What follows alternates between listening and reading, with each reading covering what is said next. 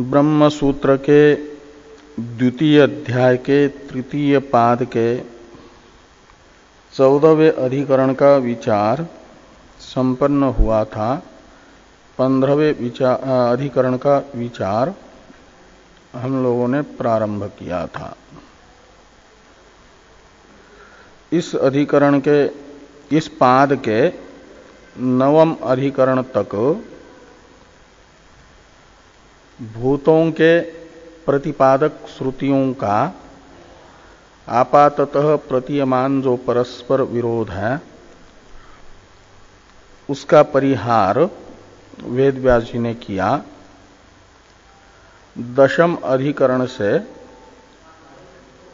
वेदव्यास जी ने प्रारंभ किया है जीव विषयक श्रुतियों के आपाततः प्रतीयमान विरोध का परिहार करना। 10 एवं 11 इन 2 अधिकरणों में ये बताया गया कि जीव स्वरूपतः जन्म एवं मरण रूप विकार से रहित है और स्थूल उत्पत्ति तथा प्रलय एवं सूक्ष्म उत्पत्ति तथा प्रलय जीव की उपाधिभूत क्रमतः स्थूल शरीर एवं सूक्ष्म शरीर के हैं और उपाधिगत स्थूल जन्म प्रलय एवं सूक्ष्म जन्म प्रलय का आरोप तद उपहित आत्मा में भले ही हो लेकिन स्वतः आत्मा तो जन्म एवं प्रलय रूप विकार से रहित है। इस बात को 10वें एवं 11वें अधिकरण से वेदव्यास जी ने बताया और जन्म तथा प्रलय से रहित जो स्वरूपतः जीव है उसे वैशेषिकादि जड़ मानते हैं, चैतन्य उसका गुण मानते हैं। 12वें अधिकरण से वेदव्यास जी ने वैशेषिक मत का निराकरण करते हुए ये बताया कि जन्मादि रहित स्वतः निर्विकार जीव चेतन है, चिद्रूप है, जड़ नहीं है। और वो जो निर्विकार चिद्रूप जीव है उसमें अणुत्व परिमाण भी बुद्धिरूप उपाधि के कारण है। स्वतः वह ब्रह्म के तरह ही विभू है, औपाधिक ही अणुत्व है। इसे 13वें अधिकरण से बताया गया और 14वें अधिकरण में बताया गया कि आत्मा ही कर्ता है, स्वतंत्र बुद्धि में कर्तृत्व नहीं है, बुद्धि उपहित आत्मा में कर्तृत्व है। इस बात को 14वें अधिकरण के द्वारा बताया गया। अब 15वें अधिकरण में ये बताना है, 14वां अधिकरण था सांख्य मत का निराकरण करने वाला। सांख्यों का मत है कि स्वतंत्र बुद्धि में कर्तृत्व है, आत्मा तो अकर्ता ही है। ये जो सांख्य मत था इसका निराकरण करते हुए आत्मा में ही कर्तृत्व ये 14वें अधिकरण से बताया गया। अब 15वां अधिकरण है, जो लोग आत्मा में कर्तृत्व मानते हैं उनका निराकरण करने वाला। आत्मा में कर्तृत्व वास्तविक है, स्वरूपतः है, जैसा अग्नि में औष्ण्य अग्नि का स्वरूपभूत धर्म है, ऐसे ही कर्तृत्व आत्मा का स्वरूपभूत धर्म है। इस प्रकार की मान्यता रखने वाले जो मीमांसकादि उनके मत का निराकरण करने के लिए ये है आपका तक्षाधिकरण। और तक्षाधिकरण का थोड़ा सा ही प्रारंभ हुआ था, इसलिए हम लोग इसे प्रारंभ से ही देखेंगे। तो तक्षाधिकरण में एक सूत्र है। इस सूत्र के विस्तृत भाष्य से भाष्यकार भगवान इसका विस्तृत स्वरूप बताएंगे इस अधिकरण का। संक्षेप में भारती तीर्थ जी ने 2 श्लोकों में इस अधिकरण का जो स्वरूप बताया है उसे पहले हम लोग देखते हैं, उन 2 श्लोकों को जिनसे संक्षिप्त स्वरूप इस अधिकरण का भारती तीर्थ जी बताते हैं। पहले तो इन दोनों श्लोकों का उच्चारण करते हैं, फिर अर्थानुसंधान करेंगे। कर्तृत्वं वास्तवं किं वा कल्पितं वास्तवं भवेत् यजेतेत्यादि शास्त्रेण सिद्धस्या बाधितत्वतः असंगो हीति तद्बाधात् स्फटिके रक्ततेव तत् अध्यस्थं धीचक्षुरादि करणोपाधि सन्निधे।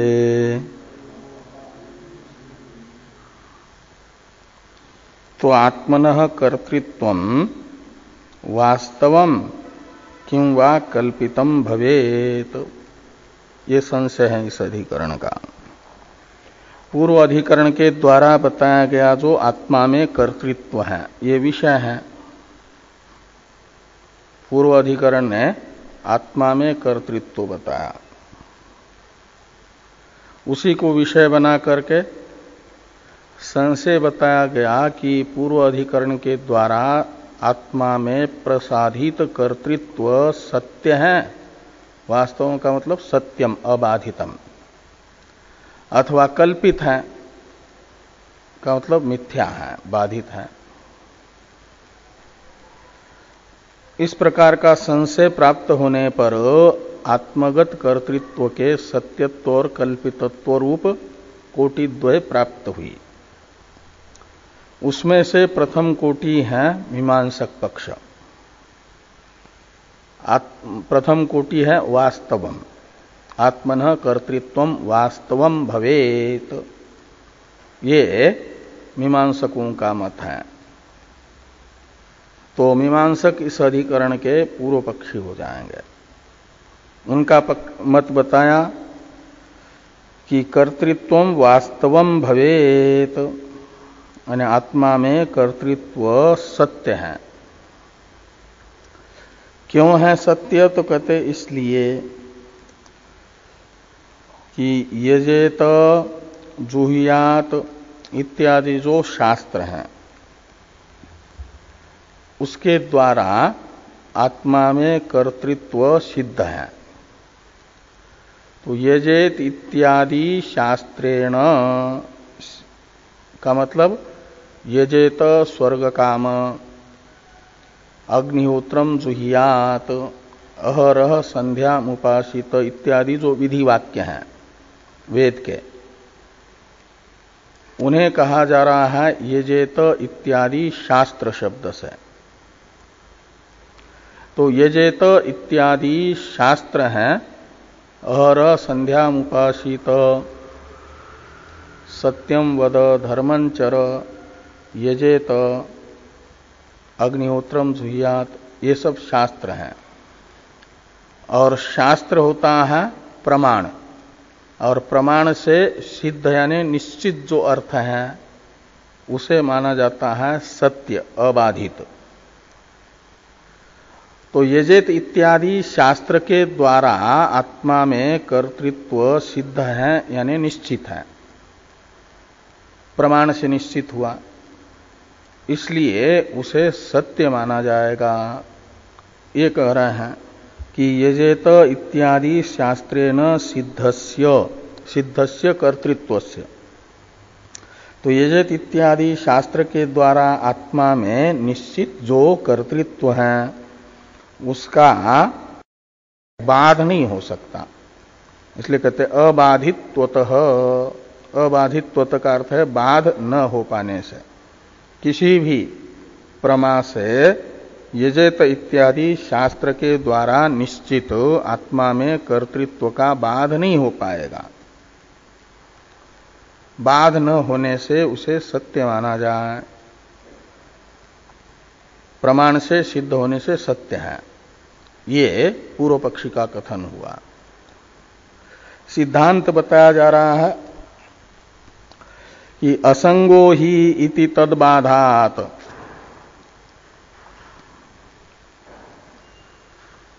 तद्बाधात में तत् का अर्थ है आत्मा में कर्तृत्व। तो आत्मगत जो कर्तृत्व है उसका बाध हो जाता है। बाध कहते हैं बाधो मिथ्यात्व निश्चय। बाध शब्द का अर्थ होता है मिथ्यात्व का निश्चय। आत्मा के मिथ्यात्व का निश्चय हो जाता है। तो किससे होगा? जैसे मंद अंधकार में रस्सी में कल्पित सर्प का प्रकाश में जब रस्सी का ज्ञान हो जाए तो बाध हो जाता है, यानी ये मिथ्या है ऐसा निश्चय हो जाता है। स्वप्न देख करके जगने वाले व्यक्ति को ये निश्चय होता है कि वो स्वप्न दृश्य जो है कल्पित है। ये निश्चय उसका है एक प्रकार से बाधक प्रमा। तो जागृत अनुभव रूप प्रमा से स्वप्न का बाध हुआ, मिथ्यात्व निश्चय हुआ। ऐसे आत्मा में कर्तृत्व का बाध हो जाता है। किससे बाध होगा? तो बृहदारण्यक श्रुति है वह बताती है कि आत्मा असंग है। असंगो ही अयम पुरुषः। पुरुष शब्द का अर्थ है आत्मा। तो अयम पुरुषः यानी अहम अनुभव सिद्ध आत्मा। तत्वमशादी वाक्यों के द्वारा प्रतिपादित जो आत्मा है वह कैसा है? तो असंग है। उसका उपाधिभूत बुद्धि तथा इंद्रियों के साथ वास्तविक संबंध नहीं है। यदि वास्तविक संबंध मानेंगे तो उसकी असंगता जो है छिन्न विच्छिन्न हो जाएगी, असंगता नहीं रहेगी ना। और आत्मा को श्रुति बता रही है असंग है करके। तो आत्मा का जो वास्तविक स्वरूप असंग है उसका बुद्धियादि के साथ संबंध ही नहीं होगा। और बुद्धियादि करणों के साथ जिसका संबंध नहीं होगा,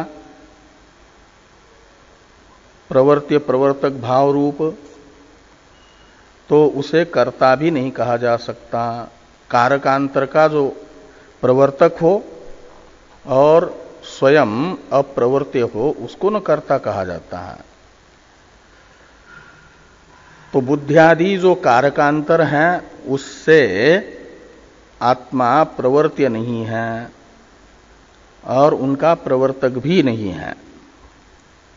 इन बुद्धियादि कारकों के साथ आत्मा का वस्तुतः प्रवर्त्य प्रवर्तक भाव रूप संबंध नहीं बनेगा। ऐसा असंगो ही अयम पुरुष यह श्रुति बताती है।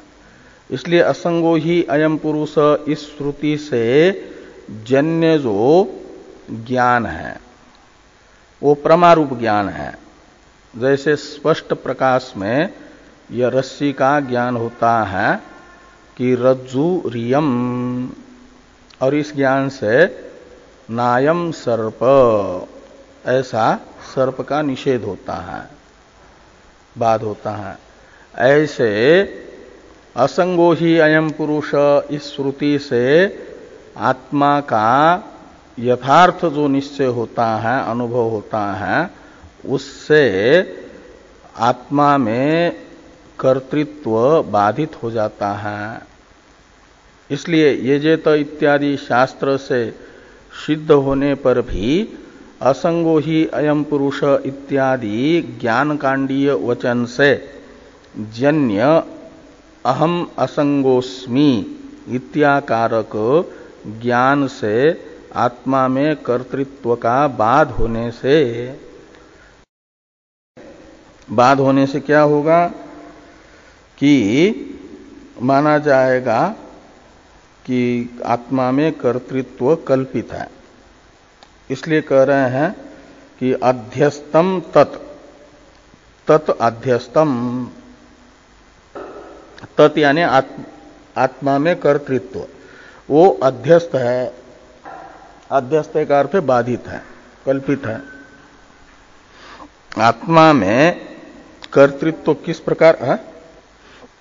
आत्मा में कर्तृत्व किस प्रकार बाधित है? तो इसे बता रहे हैं उदाहरण से कि रक्तता इव स्फटिके रक्तता इव का अर्थ है यथा। यथा यानी जैसे कि स्फटिक तो स्वतः शुभ्र होता है, सफेद होता है, लेकिन उसके पास में यदि लाल पुष्प रखते हैं तो स्फटिक भी लाल प्रतीत होता है। तो स्फटिक के समीप में रखी हुई जो वस्तु है उसका जो रूप है उसी रूप वाला जैसे स्फटिक दिखता है,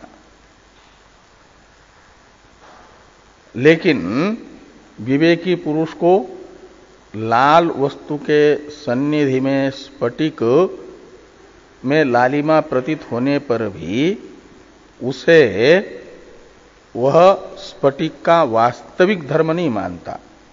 स्फटिक वस्तुतः ही लाल है, स्फटिक में वास्तविक लालिमा है ऐसा नहीं समझता, किंतु स्फटिक सफेद ही है। ये जो अंतस निश्चय है स्फटिक विषयक, उस निश्चय से स्फटिक में लाल वस्तु की सन्निधि में प्रतीयमान लालिमा का जैसे बाध होता है, ऐसे बुद्ध्यादि के संसर्ग से आत्मा में कर्तृत्व प्रतीत होने पर भी असंगो ही अयम पुरुष इस श्रुति से यह निश्चित होता है कि आत्मा में वस्तुतः कर्तृत्व नहीं है। स्फटिक में जैसे वास्तविक लालिमा नहीं है, स्फटिक का स्वरूप लालिमा नहीं है, वो तो लाल पुष्प के सन्निधि के कारण लाल प्रतीत हो रहा है स्फटिक। तो कहते हैं यथा स्फटिके रक्तता, स्फटिक में रक्तता बाधित होती है, ऐसा आत्मा में असंगो ही अयम पुरुष इस श्रुति से जन्य ज्ञान से कर्तृत्व अध्यस्त है, बाधित है, ये निश्चित होता है। तो कहा कि स्फटिक में तो रक्तता के अध्यास का निमित्त है लाल पुष्प की सन्निधि, लालिमा के अध्यास का निमित्त। ऐसे आत्मा में कर्तृत्व के अध्यास का निमित्त कौन है? तो निमित्त बताया जा रहा है कि धी चक्षुरादि करण उपाधि सन्निधे। धी यानी बुद्धि और चक्षुरादि यानी चक्षु इंद्रिय और आदि शब्द से श्रोत्रादि इंद्रिय, इन ये जो करण हैं, करण रूप उपाधि, इनके सन्निधि से वस्तुतः जो असंग अकर्ता आत्मा है वह कर्ता सा प्रतीत होता है। जैसे स्वतः लाल नहीं है जो स्फटिक, वह लाल पुष्प की सन्निधि से लाल प्रतीत होता है। ऐसे स्वतः जिसमें कर्तृत्व नहीं है ऐसा आत्मा भी बुद्ध्यादि करण रूप उपाधि के सन्निधि से कर्ता प्रतीत होता है, वस्तुतः कर्तृत्व उसमें नहीं है, अध्यस्त है। ये द्वितीय श्लोक से इस अधिकरण के सिद्धांत को भारती तीर्थ जी ने बताया। अब इस अधिकरण का जो भाष्य है इसको देखिए। भाष्य की अवतरण टीका को देखिए पहले। उक्तम आत्मनः कर्तृत्वम उपजीव्य संशय पूर्व पक्षो आह एवं तावत इत्यादिना। ते कहते हैं उक्तम आत्मनः कर्तृत्वम,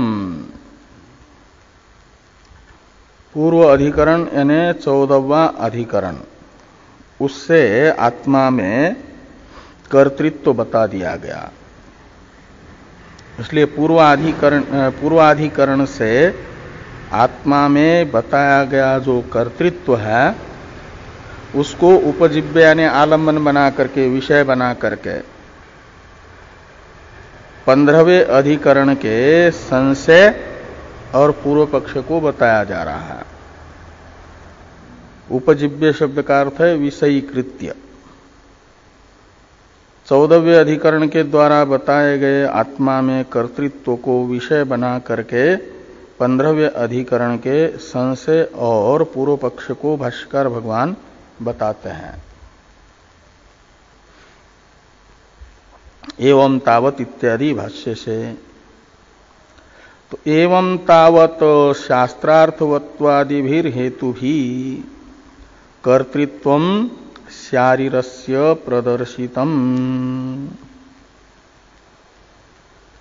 शास्त्रार्थवत्वादि जो हेतु है, इन हेतुओं के आधार पर शारीरस्य यानी जीवस्य कर्तृत्वम प्रदर्शितम, जीव में कर्तृत्व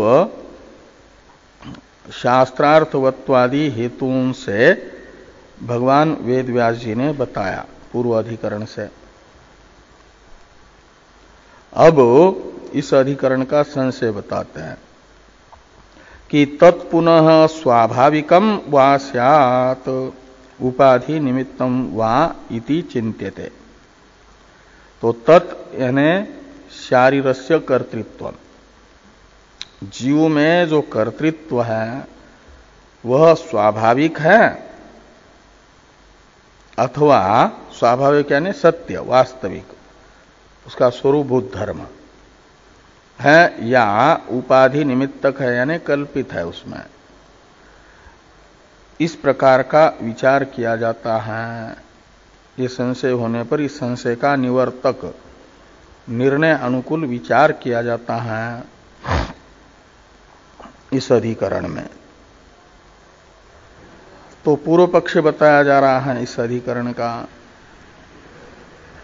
कि तत्र एतैरेव शास्त्रार्थवत्वादिभिर हेतुभि स्वाभाविकम कर्तृत्वम अपवाद हेत्वाभावात इति। ये पूर्व पक्ष है कि आत्मनः स्वाभाविकम कर्तृत्वम, ये पूर्व पक्ष की प्रतिज्ञा रहेगी। पूर्व अधिकरण ने जो जीव में कर्तृत्व बताया वह स्वाभाविक है, वास्तविक है, उसका स्वरूपभूत धर्म है, ऐसा माना जाए। जैसा अग्नि का औष्ण्य स्वरूपभूत धर्म है, ऐसा आत्मा का कर्तृत्व स्वाभाविक है यानी स्वरूपभूत धर्म है, ये माना जाए। कहा क्यों? कहते इसलिए कि एतैरेव शास्त्रार्थवत्वादिभिर हेतु भी, यदि बाधित होने वाला होगा तो शास्त्रार्थवत्वादि जो हेतु है आत्मा में कर्तृत्व को बताने वाले, वे व्यर्थ हो जाएंगे, हेत्वाभास सिद्ध हो जाएंगे। उनमें सद हेतुत्व की सिद्धि के लिए आवश्यक है आत्मा में शास्त्रार्थवत्वादि हेतुओं से सिद्ध कर्तृत्व को आत्मा का वास्तविक धर्म मानना आवश्यक है। और आत्मा में कर्तृत्व का अपवाद यानी बाध करने वाला कोई हेतु भी नहीं है, बाधक भी नहीं है। कर्तृत्व अपवाद हेत्वाभावात का अर्थ है बाधक का भावात। आत्मा में कर्तृत्व का कोई बाधक न होने से, जैसे रस्सी में कल्पित सर्प का बाधक है रज्जु रियम इत्याकारक प्रमारूप ज्ञान, ऐसे आत्मा में कर्तृत्व का बाधक कोई यथार्थ अनुभव रूप ज्ञान नहीं है। ये अपवाद हेत्वाभावात का अर्थ है। एवं प्राप्ते यानी इस प्रकार पूर्व पक्ष प्राप्त होने पर, ब्रूम यानी इस पूर्व पक्ष का निराकरण जिससे हो ऐसा सिद्धांत हम बताते हैं। एवं प्राप्ते ब्रूम का अर्थ है। थोड़ी टीका है, टीका को देखिए। न स्वाभाविकम इत्यादि की अवतरण टीका है। सांख्य निरासेन आत्मनः कर्तृत्वे साधिते बाधका भावा तत्सत्यम इति मीमांसकादि पक्ष प्राप्त न च असंगत्वागमेन बाध अहंकर्ता इति अनुभव सहित कर्तृत्व श्रुति बलेन तस्य आगमस्य स्थावकत्वात् इति प्राप्ते उत्सूत्रम एव सिद्धांतयति न स्वाभाविकम इति। तो कहते हैं कि सांख्य निरासेन आत्मनः कर्तृत्वे साधिते सति, ये सती सप्तमी है।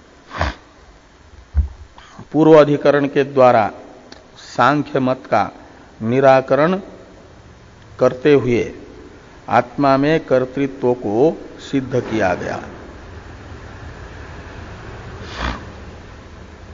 तो आत्मा में कर्तृत्व सिद्ध हो जाने पर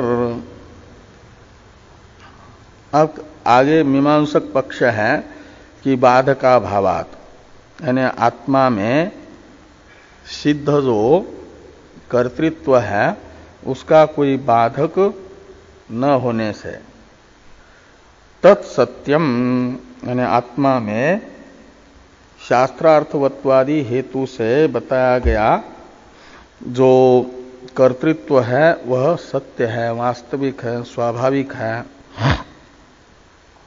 इति यानी इत्याकारक जो मीमांसकादि पक्ष है, मत है, वह प्राप्त हुआ। मीमांसकों की ही बात को दृढ़ करने के लिए एक बाधक की आशंका करके मीमांसकों की ओर से उस बाधक का अन्यथा सिद्धत्व बताया जा रहा है। असंगत्व आगमेन बाध, ऐसा यदि कोई कहे मीमांसकों को कि आत्मा में जो कर्तृत्व है उसका असंगत्व आगम के द्वारा बाध होता। आगम यानी श्रुति, आत्मा में असंगत्व को बताने वाली जो श्रुति है, असंगो ही अयम पुरुष, इस श्रुति वचन को कहा जा रहा है असंगत्व आगम। और असंगो ही अयम पुरुष इस श्रुति से उत्पन्न जो असंगोस्मि इत्याकारक अनुभव है, प्रमा है, ये भी प्रमाण जन्य होने से प्रमा है। और इस प्रमा से आत्मा में कर्तृत्व का बाध होगा, ऐसा यदि कोई कहे तो मीमांसकों का कथन है कि नच बाध, नच को बाध के साथ जोड़ दो, असंगत्व आगम से भी बाध नहीं होगा इसका, आत्मा के कर्तृत्व का। कहा क्यों बाध नहीं होगा? कहते इसलिए कि असंगो ही अयम पुरुष, यह श्रुति अर्थवादात्मक है। मीमांसकों के मत में 5 प्रकार का वेद वचन होता है, विधि, निषेध, नामधेय, मंत्र और अर्थवाद। उसमें से ये असंगो ही अयम पुरुष वाक्य अर्थवाद वाक्य है। साक्षात प्रमाण माना जाता है विधि और निषेध रूप वाक्य को, और विधि तथा निषेध वाक्यों में वाक्यार्थ ज्ञान में उपयोगी अर्थ का प्रतिपादन करके ये बाकी जो है प्रमाण होते हैं। नामात्मक वेद वाक्य और मंत्रात्मक वेद वाक्य तथा अर्थवादात्मक वेद वाक्य, ये विधि तथा निषेध के द्वारा प्रतिपादित अर्थ उपयोगी अर्थ के प्रतिपादक बनकर के प्रमाण है। अर्थवाद वाक्यों का प्रामाण्य माना जाता है विधेय अर्थ की स्तुति और निंद्य अर्थ की निंदा, निषेध्य अर्थ की निंदा करके वो प्रमाण बनते हैं। उनका स्वार्थ में तात्पर्य नहीं होता। इसलिए असंगो ही अयम पुरुष यह अर्थवाद वाक्य होने से कर्म का, यागादि कर्मों का जो करता है, यज्ञों का निर्वर्तक, उसकी स्तुति मात्र कर रहा है। असंगो ही अयम पुरुष इत्यादि ज्ञान कांडीय वाक्य, इसलिए इनको माना जाएगा अर्थवाद। उनकी केवल यागादि के कर्ता जीव की स्तुति करने में तात्पर्य है, न कि उसमें कर्तृत्व का विरोधी असंगत्व बताने में। कर्तृत्व के विरोधी असंगत्व को बताने में इनका तात्पर्य नहीं, अपितु इनका तात्पर्य है असंगो ही अयम पुरुष इत्यादि का जीव की स्तुति में अर्थवाद होने से। इसलिए ये तो अर्थवादात्मक है। ये कह रहे हैं कि अहंकर्ता इति अनुभव सिद्ध सहित कर्तृत्व श्रुति बलेन तस्य आगमस्य स्थावकत्वात्। तस्य आगमस्य का अर्थ है असंगो ही अयम पुरुष, इस श्रुति वचन में स्थावकत्व है यानी अर्थवादत्व है। इति प्राप्ते, इस प्रकार ये पूर्व पक्ष प्राप्त होने पर उत्सूत्रम एव सिद्धांतयति न स्वाभाविकम इति। उत्सूत्रम का अर्थ है सूत्र से बहिर्भूत ही सिद्धांत को भगवान भाष्यकार बता रहे हैं। इस अधिकरण में जो सूत्र हैं, एक ही सूत्र है, उस सूत्र से सिद्धांत सूचित है, शब्द से, कंठ से प्रतिपादित नहीं है, उक्त नहीं है। इसलिए कह रहे हैं कि उत्सूत्रम सिद्धांतयति का मतलब सूत्र के द्वारा सूचित, लेकिन सूत्रस्थ किसी पद के अर्थ के रूप में नहीं, वाच्यार्थ के रूप में नहीं, सूचित अर्थ के रूप में सिद्धांत को बताया जा रहा है। न स्वाभाविकम इत्यादि से। तो भाष्य में है कि न स्वाभाविकम कर्तृत्वम आत्मनः संभवति अनिर्मोक्ष प्रसंगात। कहते आत्मा में स्वाभाविक यानी वास्तविक कर्तृत्व संभव नहीं है।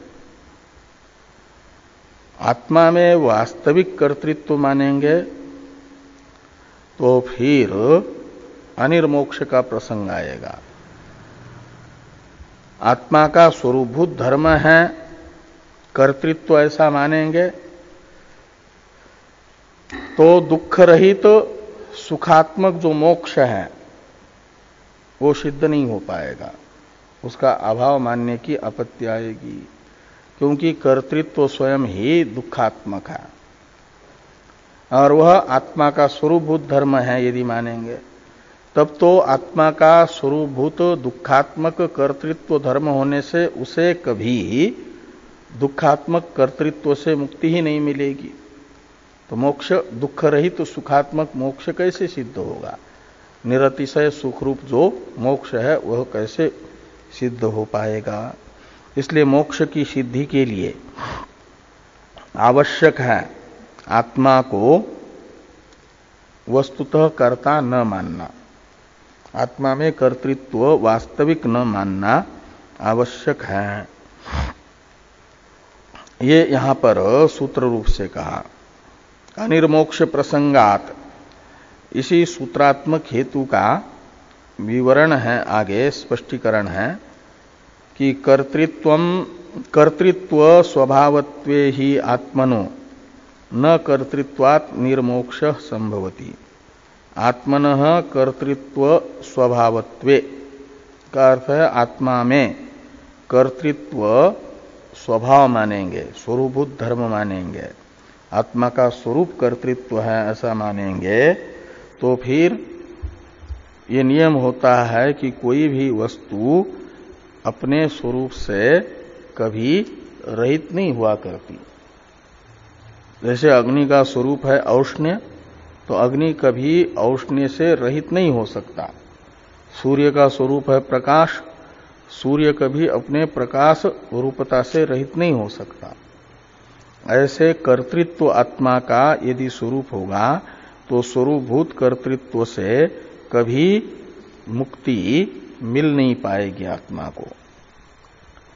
तो कर्तृत्व स्वभावत्वे ही आत्मनो न कर्तृत्वात् निर्मोक्ष संभवति। आत्मा में आत्मा का कर्तृत्व से मोक्ष संभव नहीं हो पाएगा। कैसे? तो कहते हैं अग्ने इव औष्ण्यात्, जैसे अग्नि का औष्ण्य स्वरूप होने से अग्नि कभी भी अपने स्वरूपभूत औष्ण्य धर्म से मुक्त नहीं हो सकता, रहित नहीं हो सकता। तो कहा कि कर्तृत्व रहने पर भी आत्मा को मुक्त मान लिया जा। ऐसा यदि कोई कहता है तो इसका निराकरण करते हुए भाष्कर भगवान कहते हैं कि न च कर्तृत्वात् अनिर्मुक्तस्य अस्ति पुरुषार्थ सिद्धि।